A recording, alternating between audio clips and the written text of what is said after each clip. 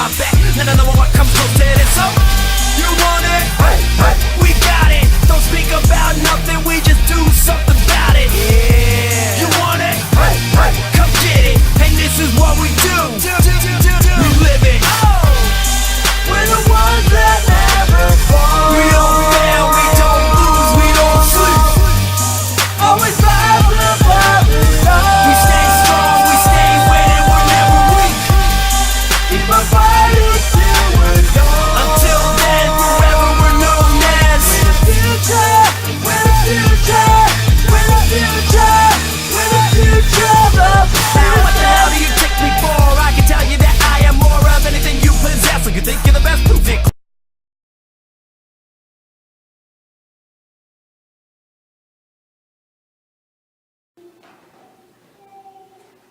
Welcome to this segment of the Headlock Headlines. I'm Stephen Faust, co-founder of the Headlock Headlines.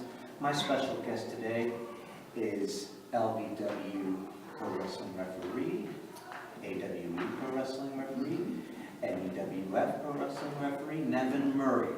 Thank you. And I thank you for joining us. Thank you, it's an honor. First of all, let me ask you, how did you get started with your love of pro wrestling? What age did you start getting interested in wrestling? Wow. I would have to say it had to be around 10. I'm going to throw out some names here. Lovebug and I were, Lovebug and I were, like brothers playing pretty much. One weekend he'd be at my house, the other weekend I was at his house. My father would take us down to Spectrum Wrestling down to Philadelphia to go see, or out to Ag Hall whenever the WWF at the time came. So yeah, it was about 10 years old. About 10 years old. Who would you say are some of the wrestlers that influenced you, that really caught your eye, that got you hooked into pro wrestling? Wow. No matter how hard I worked out, I would never get really big and strong, like physical-wise as far as visual, like the muscles. So I would say guys like Jake the Snake Roberts, you know, those guys who weren't the biggest dogs in the yard, but they were big enough to get into it and do it, things like that. All right. Now, when you became a referee, a lot of people make this misconception about anybody can come into the business and you can be a referee, you can be a manager, you can be a wrestler. Who trained you to be a referee? I actually was trained by Marshall Law, Lovebug, and Sebastian McCool, three of the toughest trainers I know. And I actually got into the business late. I got into the business after I was in the military. I was mid-30s when I joined the business. Now, you said you were in the military. What part of the military were you? I was in the Air Force. You were in the Air Force. And you were in the Air Force for how long? 7.5 years until I tore my knee. Okay. Let me ask you, because this is an interesting question. This is an interesting question and something I haven't been able to ask anyone. Since you've been in the Air Force and pro wrestling's training, how similar is the regimen? Because I hear that it's like being in boot camp when you go into pro wrestling, that you have to be in super tremendous shape, just like you would have to be if you're going to be in the military. The training is very similar. A lot of it is endurance-based, okay? Many times in the military, we would be out on a run, and you keep running, and you keep running, and then you throw up on the side of the road, and you keep running. Wrestling, a lot of the training is the same way. There are some trainers, as well as some military instructors, that take the training to the extreme as far as they just want to beat you up. That's not training. So for all you youngsters out there who want to get into the business and you have a trainer that beats you, that's not training. Training is the endurance side of it, which you have to be at your top level because, let's face it, a match is anywhere from 7 to 15 minutes and that'll feel like an eternity on the bottom. You've got to be able to go and go and go and then kick it into another gear.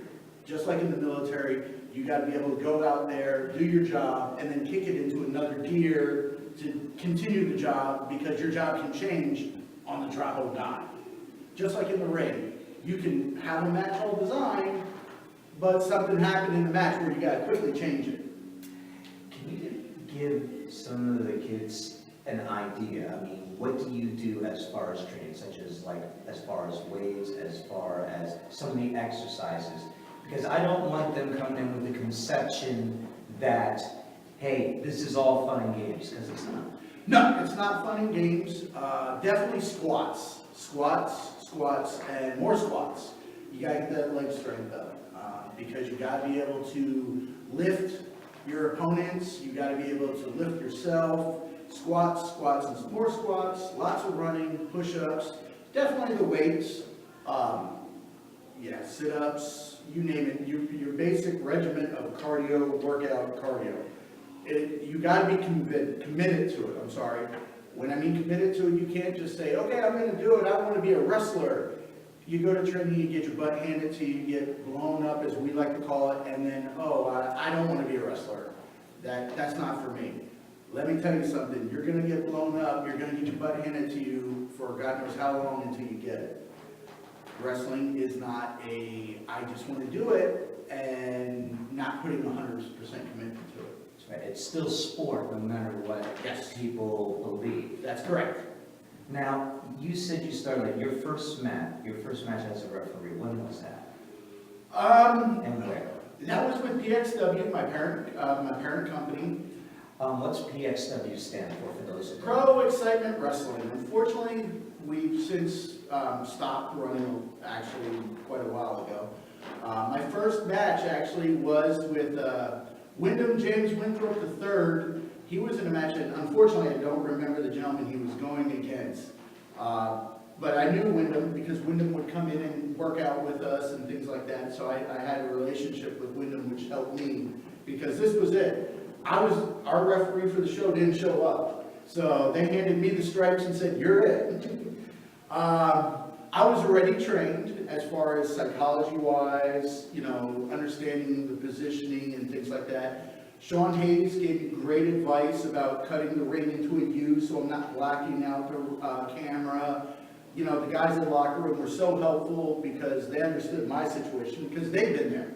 They've been that trainee getting thrown into the deep end of the pool, and you had to learn how to swim. Plus, I grew up watching wrestling, so I took a lot of the old school mannerisms, like if the shoulders are on the mat, I stick my hand under there to check the blades. Right. I took a lot of old school mannerisms and applied it to my job as a referee, which, that was it. It was a good match.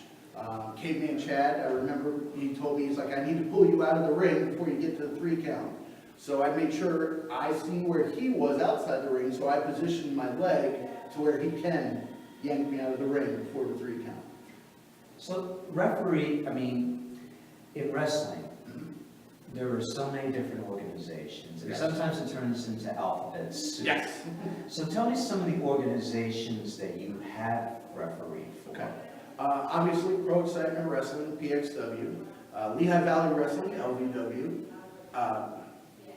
EPWE. I kind of forget what the EPWE stands for. Eastern Pro Wrestling Entertainment. What was that? Eastern Pro Wrestling Entertainment. Eastern Pro Wrestling Entertainment. Sorry guys. Let's see. Then there was NEWF. That was New Era Wrestling Federation. I refereed there. Those are just to name a few. There's been a lot. And you're going to be starting a new one called AWE. That's right. American Wrestling Evolution. Next Saturday is our first show up in Scranton. I've since hung up the stripes to a degree. I'm now doing commentary and things like that, but I still love doing it. You give me the stripes, I'll get in there and do it anytime. How much different is the pressure between being a referee and being a commentator? Well, a trained person understands their role in the business and in the show. If you're trained, you understand you're a part of the show, no matter where you're at. Whether you're ring crew, whether you're security, you're a part of the show. You have to know that. That's where you're at that time. As a referee, your main focus is safety of the wrestlers. Bottom line, safety of the wrestlers. That is your job. You know what to expect, you know what your job is, but your job is their safety. As a commentator, my job is to take the story that the wrestlers and the referee are conveying and put it in words for the camera. And how long have you been a commentator? I've been a commentator for about 3.5 years. And who have you commentated for? The same federations? Yes, LVW was my biggest one that I did commentating for. Now, as you know, Perro Aguayo Jr. passed away Yes. about a month ago. As a referee, what was the closest situation that you have ever been in where you have actually had to stop a match or check on a wrestler and actually make sure that they were okay, where it almost got so out of control? Wow, yes, that was a tragic event. My prayers go out to the family. I would say there's two instances where it got a little chaotic. Both were here at LVW. It wasn't nothing that the wrestlers were doing that was dangerous per se.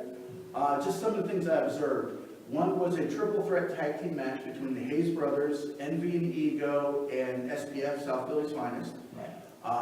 Anybody knows you referee a triple threat match, it's crazy. There's a lot going on. Now, you referee a triple threat tag team match, you times that by 100. I'll never forget, everybody understands Blake Hayes is a big guy. He launched Johnny Ego on a huge back body drop. I mean, he was up there to space. And it looked like Johnny Law got winded, because let's face it, when you land on your back, you're gonna lose your breath. Johnny got out of the ring, and I was still able to get to that corner to check on him, to see if he was okay. He said he was good to go. I relayed it to the other guys as well, saying, hey, Johnny was good to go. This way they knew the match could proceed as scheduled. Another one was J.C. Wessler, or Caveman Chad, against Keikoa for the LVW heavyweight title. Keikoa jumps off the top rope. Now, J.C. Wessler is outside the ring, mind you. Keikoa jumps off the top rope, Wessler catches him, and almost modified power bombs him into the gates. First thing I did was I ran right out to Keikoa, made sure he was safe, and I always do things old school, where I'm not leaning in their ear like everybody can see it. It's real simple. I put my hand on you, and this is something I talk to the guys in the back. If I put my hand on you, you squeeze it, you're letting me know you're okay. It's something that we're trained, silent communication. Once he did that, he told me he was good to go. I went over to J.C. Wessler. Even though he was not part of the main bump that was going on, I still checked on him and relayed the information. And it was simple, like I tell the guys in the back. If I start doing a double count, that means the guys are good to go, the match continues. I went over, put my hand on J.C. Wessler's shoulder. He gave me a squeeze. I went in the ring. I did the double count, so they knew, let's get it going. Okay, and to finish this interview, James and I have been putting up a slogan of "You know better, do not attack pro wrestlers," because fans have a tendency to lose their cool and get too involved. They jump the rail and they try to attack a wrestler. Has that ever happened to you? And how does a referee or anyone handle a situation like this? Well, it has happened. Actually, I've gotten threats. When I was with EPWE, I was actually converting from referee to general manager. And we double-crossed Draven Blades at the time, who was one of the biggest faces there. My Mory Benjamin Facebook page received death threats. Oh, man. Yeah, we literally snuck out the back door. But I mean, I don't think per se it was they were going to wait for me after the show and beat me up because of it. Have I seen fans lose their cool and get involved? Yes. I contribute that to how many times you see streakers run on a baseball field or a football field. You know, as a matter of fact, it just happened in England where fans jumped into the WWE ring. 6 of them. Yes, it happens. But fans need to realize, let's face facts. Wrestling is storytelling for the males to enjoy. Okay? It is our version of a soap opera. That's what it is. And fans need to realize they're immersed in this world. Right. But outside the wrestling, it's a completely different world. These are real people, and they will defend themselves. I seen one where La Parka, who's an older lucha wrestler, was outside the ring, and a fan literally grabbed his mask, tried pulling him. He turned around and punched him one in the jaw, and I agree with La Parka for doing that. You should not Now, if, let's say, La Parca was falling and he would have landed on a chair incorrectly and a fan tried catching him, different story. Right. Okay, a lot of times human nature is you want to try and catch somebody who's falling and protect them. Human nature. But when you're physically trying to get involved in the match, this ain't ECW where you throw chairs in the ring or give wrestlers crutches to beat each other up. This is not that style anymore. Fans need to realize they're behind that gate for a reason, and that's where they need to stay. And there are consequences. Yes. If you do jump. Yes, if you do jump, there should be consequences. My firm belief is Blake Hayes should give you a clothesline. Nobody throws a meaner clothesline than Blake Hayes. That's my opinion. Hi, Blake. Yeah, but that's my opinion. If you jump the rail, you should feel the pain. And so now it's Saturday, April the 25th. That's correct. It's AWE. You're going to be commentating or refereeing? Commentating, I will be at the announce table, so feel free to come up. I don't charge to talk to people. And it's where? Scranton, Scranton, Pennsylvania. Doors open at 5:30. Show starts at 6. It's our debut show. We already got a lot of great stars on there. A former ROH star, Fox Vanier, who was also part of LBW, he'll be in there. A lot of local guys. And gals, Autumn Breeze. Oh yeah, Autumn Breeze, the Please don't forget her, the meanest knife chop I've Oh, ever seen in absolutely. my life. Absolutely, she can chop with the best of them. Matter of fact, I refereed a match with her. That was my first female match, and I felt one of her chops, and yes, my chest was marked for a while. So I know. Well, Nevin, I want to thank you for Thank doing you. this My interview. pleasure. I'm Stephen Faust for Nevin Maury. May life and wrestling treat you well. Peace.